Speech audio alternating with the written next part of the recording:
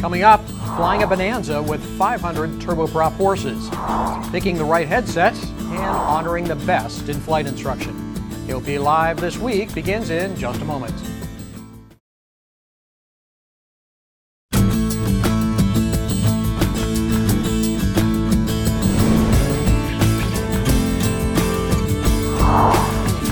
As we record this, the United States of America is still shut down.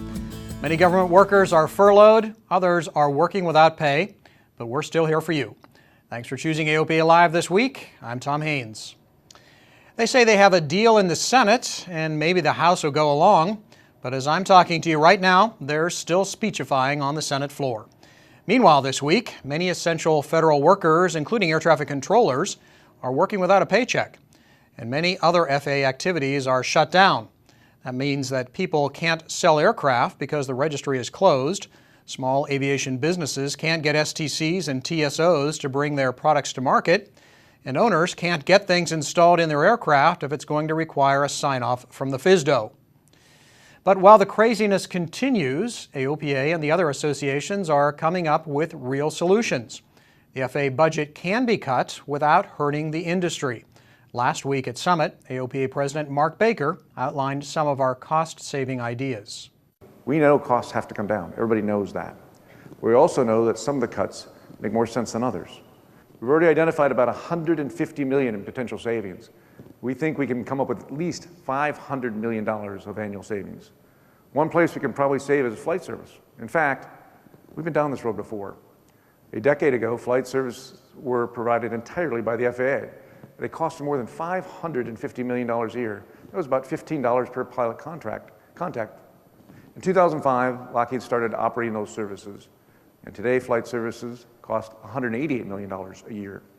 If we got rid of redundant services and expanded web-based and self-service along with some other changes, we think we could save another $75 million a year in that program alone. Don't worry, we're not trying to get rid of live pre-flight briefings. We just want pilots to get more what they use and less of what they don't use. Mark said shutting down obsolete VOR stations could save $55 million a year. Eliminating redundant instrument approach procedures would save about $4 million. Well, hey, speaking of numbers, some good ones to report from last week's AOPA Aviation Summit in Fort Worth. We had over 10,600 attendees. These include folks that showed up at the convention center for both the seminars and for our keynotes and the exhibit hall, as well as folks that came out to Airport Fest. We had something really special at Airport Fest this year. Dusty, the Disney's character, was out there, and that drew a lot of people also from the community. So we had a lot of folks come out to Airport Fest to experience aviation and CGA in action at Meacham Field. This was a great way to launch into our regional events next year. We're going to have a series of 6 different regional fly-ins around the country. We're going to go out to where our members are. It's going to be more affordable for them to come out, meet Mark, and interact with their association. We're going to have everything from breakfast to lunch, flying, education seminars, and most importantly, a chance to talk with Mark Baker. He wants our members' feedback. He wants to interact with them. And I think the summit in Fort Worth was a great way to launch into that new format. And the schedule of those regional events will be posted later this year. Well, glass versus a six-pack, charts versus an EFB. We all have our preferences when it comes to what we use to fly our airplanes. One of the more expensive decisions to make can be what headset to use. At AOPA Aviation Summit, some of the vendors let pilots put different headsets through their paces. AOPA Online Managing Editor Alyssa Miller checked out the headset challenge and flew with one of the models. Pilots are kicking the tires, so to speak, on aviation headsets. Exhibitors turn on engine noise to show just how much the headsets reduce the noise. Sennheiser let me take their S1 digital headset out for a test drive in an aircraft. The headset fits snug against the head and ears, but the ear cups are soft and comfortable. Radio communications are crystal clear. I could adjust the headset volume for each ear, and the headset offers Bluetooth technology, but I didn't use it on this flight. The S1 Digital also has a smart update button that analyzes cockpit noise and creates an anti-noise signal. For pilots who can't borrow a headset for a test flight, Lightspeed is offering the next best thing, a headset challenge. The challenge lets pilots compare Lightspeed, Bose, David Clark, and Sennheiser headsets side by side and rate the comfort, clarity, quality and features of each product. Like other pilots taking the challenge, I found that the headset products excelled in different areas. So kick those tires before investing in a headset to make sure you get the comfort and quality you want. Alyssa Miller, AOPA Live. Thanks, Alyssa. Good stuff. Coming up after the break, the Turban Bonanza and the Air Safety Institute takes proactive steps in always troubling Santa Monica.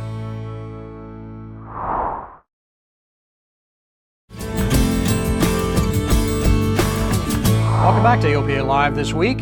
Santa Monica Airport has been in the news of late, and not for the right reasons. To address some of the negative publicity from a recent accident there, the AOPA Air Safety Institute will be conducting a safety seminar at the airport in a week. Safe Skies, Good Neighbors is scheduled for Thursday, October 24th, 7 p.m. The Santa Monica seminar is our response to an unfortunate accident that occurred there a couple of weeks ago involving a Citation jet that went off the side of the runway, contacted a hangar with fatalities to all the people on board.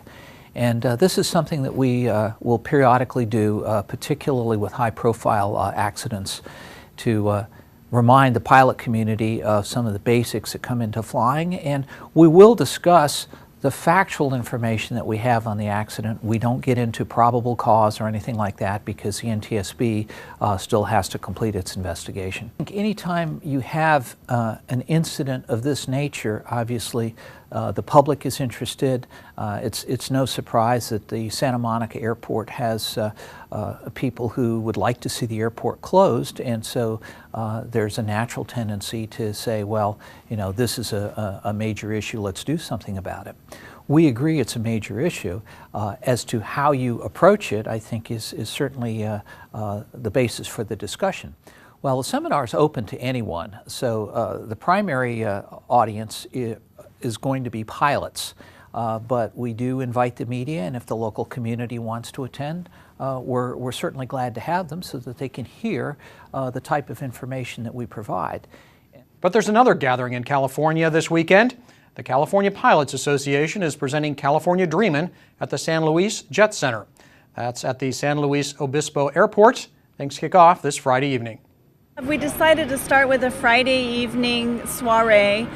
We're having a balloon glow, wine tasting, a burger fry and dance, and then we have a jazz band that's going to be playing, and so they'll be dancing. Just a chance for folks to get together. We're inviting the entire community, aviators or not. And they have a plane load full of speakers scheduled Friday and Saturday, including our own Vice President of Airports, Bill Dunn, and Rod Machado. More info at calpilots.org. The dream airplane for many pilots, including me, is a Bonanza. Sprightly performance, crisp handling, comfortable cabin. Now, imagine hanging 500 horsepower on the front end of that bad boy. Pete Bedell reports on Rocket Engineering's Turban Air conversion of the B-36 Bonanza. This is West Pacific Air's Turban Air, a B-36 TC Bonanza with a 500 horsepower Pratt & Whitney PT6. The addition of 200 horsepower brings a huge boost in performance to the B-36. Acceleration and climb are excellent. You'll need about 1,000 feet of runway for takeoff and climb, and you'll climb at 2,000 feet per minute. But this airplane at 17,000 feet, which is a normal VFR altitude, will cruise at somewhere around 230, 240 knots on 30 gallons an hour. The stock B-36 takes about 45 minutes to climb to flight level 250. The Turban Air can do it in about 15 minutes. The switch to turbine power doesn't change the handling of the airplane at all. The Bonanza's legendary crisp roll and pitch rates are preserved, making the Turban Air a pleasure to hand fly. And with reverse thrust available, the Turban Air needs only about 1,000 feet of pavement to get down and stopped. As with any piston to turbine conversion, the Turban Air has a limited useful load and fuel capacity to feed the thirstier engine. Rocket boosted the fuel capacity to 124 gallons by adding fuel wherever it could find room. Engine mounts, carbon fiber cowlings, and instrument panel redesigns are all done on site and keeps quality control in-house. Price for the conversion is $450,000, not including the donor airframe. If you want the performance of a twin without the complex handling issues or simply want to burn Jet A instead of avgas, the Turban Air may be the perfect family-size solution. Pete Bedell, AOPA Live. Wow, some performance. You can read much more about the Turban Air conversion in the upcoming December issue of the Turban edition of AOPA Pilot Magazine. You may know him as the author of the Flying Carpet column in AOPA Flight Training Magazine, or maybe for his aerial photography. But AOPA knows Greg Brown as the 2013 recipient of our Let's Go Flying Award. Brown is a noted flight instructor and general aviation advocate. The award recognizes the individual or organization that best demonstrates a passion and commitment to the future of general aviation. He received the award at Summit. There are several people and organizations that receive top awards at Summit. The Flight Training Excellence Awards honored a Best Flight School and a Best Flight Instructor. This year, that school is the San Carlos Flight Center in San Carlos, California. At San Carlos Flight Center, our approach is adventure, community, fun. It was important to know what we wanted the school to be. We really came down to these three core values: safety, community, and adventure. San Carlos Flight Center from the Bay Area took home the title of Best Flight School. And the one instructor voted to be best in the country is a lot younger than you might imagine.